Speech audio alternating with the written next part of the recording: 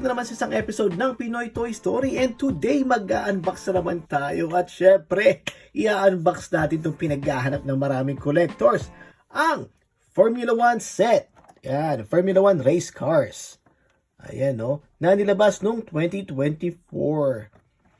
At like I said, pinaghahanap to ng maraming collectors dahil medyo mahirap siyang makuha. At ngayon, sa market, medyo nagmamahal na rin siya. Kaya naman pag meron ka nito ay napakaswerte mo. Katulad ko, I'm very lucky to get couple of this. I think I got, ilang boxes pa yung nakuha ko? Parang 8 ata. Pero yung iba kasi mapupunta sa mga ibang collectors. Kaya ayun. At itong extra ko ay bubuksan ko para makita nyo kung anong laman niya sa loob. Ito yung mga cars na makikita sa loob. Ito naman yung likuran. Ang ganda rin ng artwork niya. Ayan. So, ano pang hinihintay natin? Buksan na natin yarn. Ito. So, usually dito ko siya binubuksan sa taas dahil kung nakita niyo yung line na yan, para mas malinis siya para sa akin pag dito siya binubuksan. Saglit lang. Yan. Ayun, parang mas madali siya.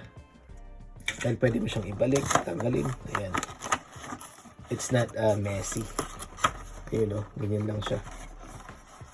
Kasi minsan yung dati yung style ko dito ko siya binubuksan, parang ang hirap niya nang ibalik. At least pag ganun, mas madali na lang siya. Ayan. Ayan na sila. Isa-isayin natin para makita nyo. Ayan, mag-umpisa tayo dito. Chrome. Ayan. So, ano bang name ng card na to? Wala, nakalagay lang Formula 1 Collection. Wala siyang specific name. Pero tignan natin dito sa box. So, ayan ba yung McLaren? I think so. Ayan nga yan. So, ito yung Team McLaren. Ayan. Yung harapan niya. Maganda siya. Ayan o. Okay, next na natin. Balik ko dyan. Ito naman. Boom. At ito naman yung BWT Alpine. Ayan. Alpine F1 team. At sa ilalim, walang nakalagay na name. Formula 1 collection lang din. Ayan siya. Ganda rin.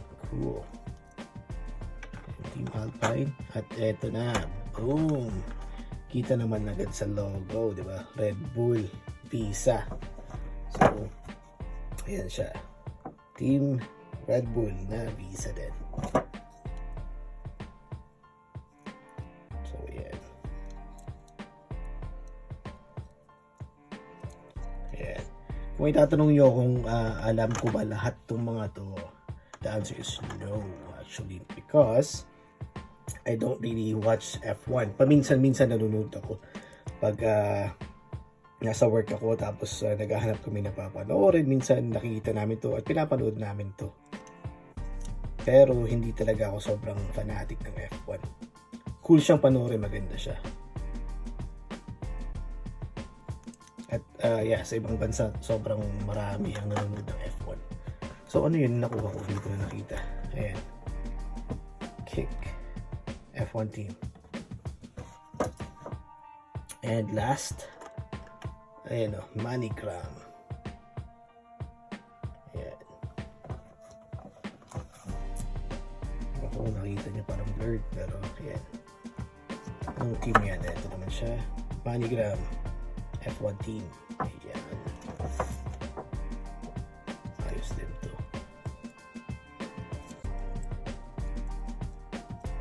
Din.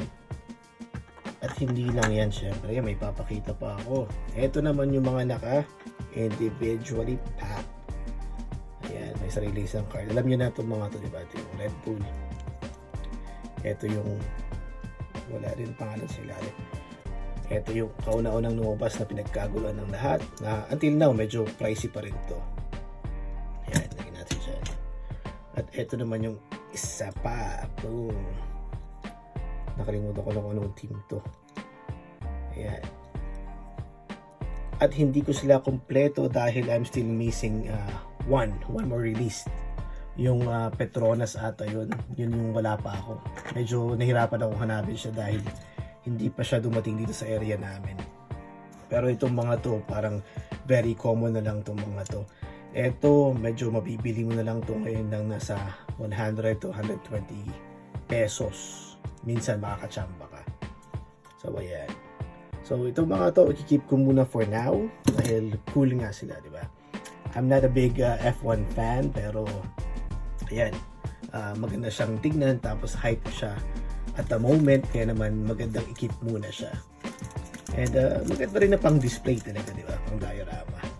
So ayan, at least nakita niyo yung itsura nila para makapag-decide kayo kung talagang gusto niyo siya lang bilhin. So hanggang dyan na lang muna. See you again in my next video. Like always, paalam!